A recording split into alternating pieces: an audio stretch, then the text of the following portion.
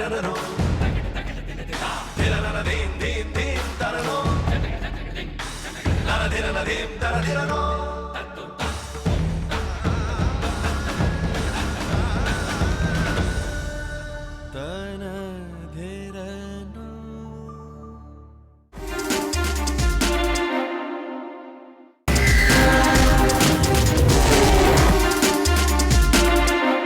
and welcome to the Autocar show. So these are the two cars that have been ruling the roost in the luxury segment in India for a while now. The Mercedes S-Class and the BMW 7 Series.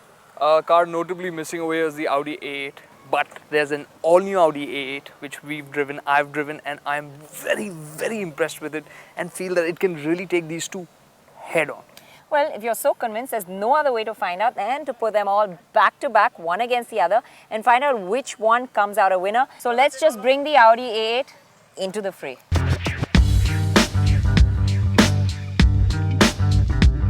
Well, the Audi certainly doesn't make the much needed explosive first impression. It wears the family look, and as such, it looks quite familiar. However, it certainly is not understated anymore. The familiar one-piece grille is even bigger. The headlights with LEDs have a unique layout to mark this as the A8. It also has crisp and strong lines which help to disguise its staggering length. It is the longest of this lot. The A8 may not be the best at making a first impression, but after spending some time with it, it's certainly impossible to forget. Even BMW enthusiasts will agree that while BMWs as a rule are aggressive, the 5th generation 7 Series is quite tame. The BMW looks clean, taut and more elegant than before. However, the oversized grille gives it a big-nosed look, and at 5.2 meters, the 7 is a big car. It's just a shade longer than the S-Class. More importantly, it packs the longest wheelbase for a strong footprint. Meanwhile, the S-Class is still going strong. It is almost hard to believe that it is over 5 years old. It feels grand and powerful, even in the face of much younger competition.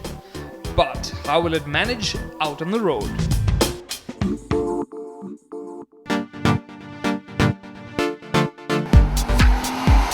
We begin with the Merc. Yes, ma'am. Because this is the big daddy of the lot. It's been the world car of the year, you know, the S-Class. Granddaddy even, I would say. Yeah, well, it has been around the longest. Even the interiors sort of feel like it is the granddaddy of the lot. You know, when you compare it to the other cars, this one sort of feels a little older, feels, you know, like one generation ago. You know, on the dash, like for me, I've got LCD display for the instrument cluster, so that's, you know, very current gen and all. But when you look at the dash itself, you know, the texture used on the dash, it just has that, and the color, it just feels like it's, well, not quite hip and with it in that sense. I think so, but there's still some nice styling touches, like you said, the LCD, the little retro clock. So still quite a lot of nice features about this car.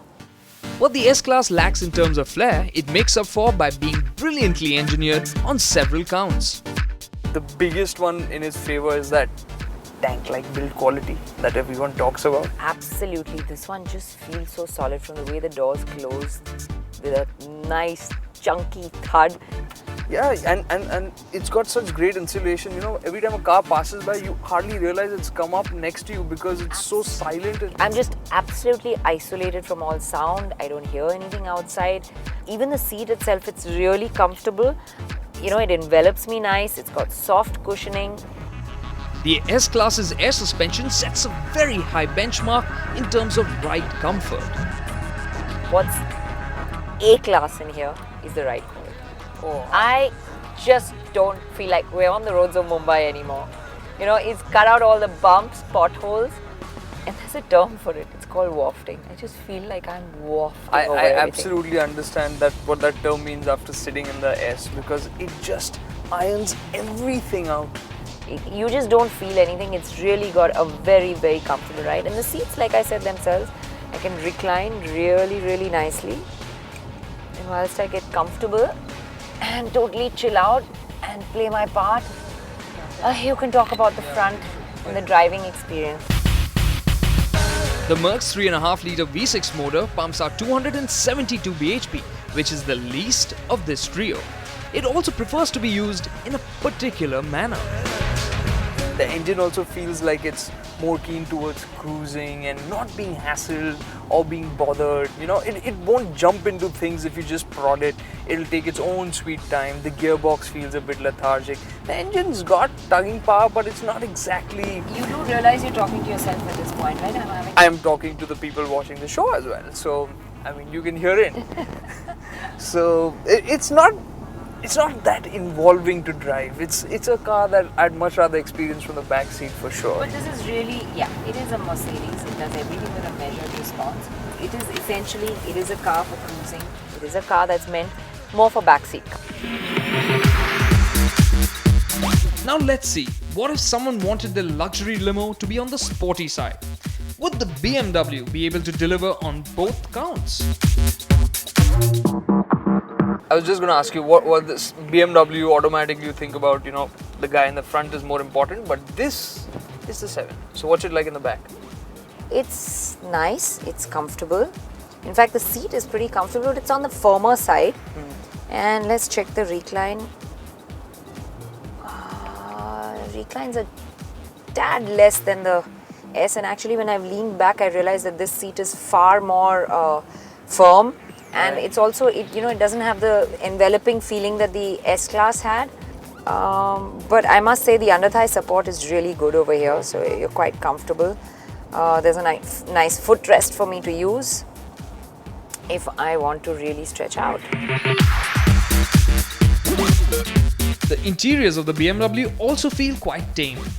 It lacks the sparkle and the sizzle you want from a 1 crore car. Apart from the wood trim on the doors, there's little on the inside to distinguish the 7 from its smaller and less pricey stablemates. The dash looks like a resized 5 Series. However, comfort is quite good.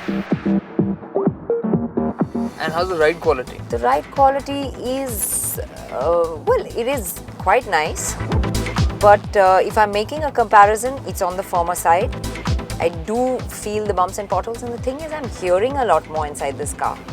I'm not feeling as well insulated as I was, in the S-Class. It's a lot more noise is filtering through. I'm hearing a lot more, sort of road noise. Okay, at least from at the front, I'll tell you, I mean, there's this one sound that I'm hearing all the time, and that's the engine.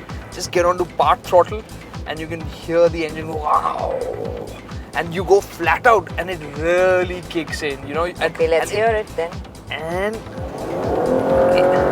well, it's a nice throaty growl. It's kind of sporty. I'm not complaining either. I can't say I object.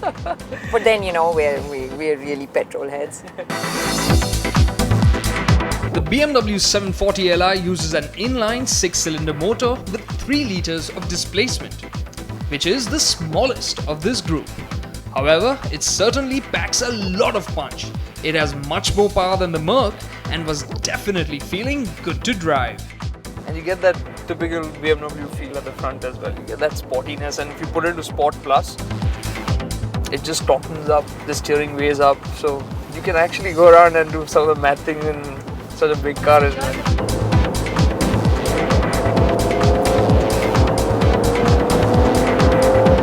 So it was clear to me which car was better to drive, and Renault was clear as to which car had the better backseat. Then along came Audi's A8, and it was prepared to make an impression. This is the car that really wows you when you come inside it, yeah? It's the A8 looks fresh, it looks brand new. Everything, it just looks like a cockpit of a plane. I mean, you just feel like, okay, I'm ready to take off. The seats definitely, at the rear, this car tempts you to get into the back. It just looks so good over there. There's a host of knobs and buttons. I have my AC controls.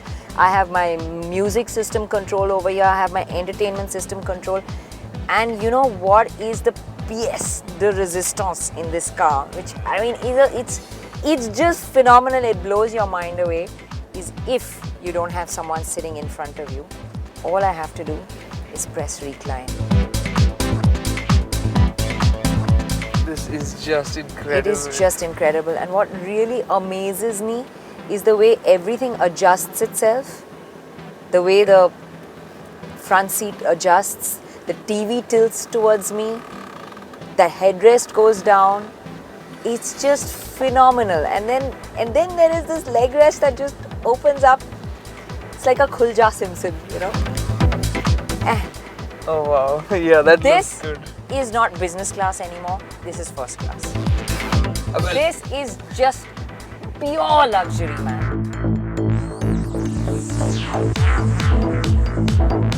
I like this beige interior. It's opening up the car. It's making it feel wide. It's making it feel spacious. Very, very airy cabin. So I can't find fault with this, you know. At the moment, I'm just overawed. lap of luxury, as you said. And even the seat, it is so comfortable. It's not as soft as the Mercedes, but it's got a nice firmness to it. It's just very, very comfortable. Even the ride quality, I must say I was very impressed with the S, but this one, it is absorbing the roads really, really well. It's a slight bit firmer than the S-Class, but just by that slight bit, you know. It's only at low speed you feel that firmness. As Absolutely. the speed builds, it steamrolls. I'm feeling well isolated in here. Let's see, we're about to, if you could And kindly about that- hurry up and overtake that truck, we could see if I can really be isolated. You know, this is just bliss. This is just bliss. You're not going to make me feel bad in this car for sure, okay? I'm going to tell you that because this engine is awesome. It's the same one from the R8. The R8's V8 engine, 4.2. It is smooth, it's punchy, so even in the front, you actually enjoy driving the car. And it's got this nice way of shrinking around you. I still have that one thing that I don't like in the steering. If it had a bit more feel, it would be incredible. No, and I think the beauty about this is from the way you're talking about the front is it's a car not only to be enjoyed from the back seat, you can enjoy it from the front as well. This car flies, man. ZF8 So speed say that. gearbox. FSI! So as it turned out, the A8, despite its shortcomings, managed to get Renuka and me in a state of bliss. So we have driven them back to back, and I have to say that I still feel that the S is really the benchmark when it comes to build quality and it comes to that waftability kind of ride. You know, it just goes over everything with effortless ease. Absolutely, I think that's impeccable, but it still feels a little outdated here now in terms of just design, and the engine is not something I'm going to be raving about for sure in this Well, lot. you were raving about the engine of the 7 7, Series, and I think definitely. that's It's absolutely feels like it's got the BMW DNA. Despite being a luxury car, to drive it's fun. The engine has that throaty sound, it's responsive, it's great, but backseat is what matters here, right? well, the back seat was a little bit, the seat itself was a bit firmer and the ride itself was a little on the firm side.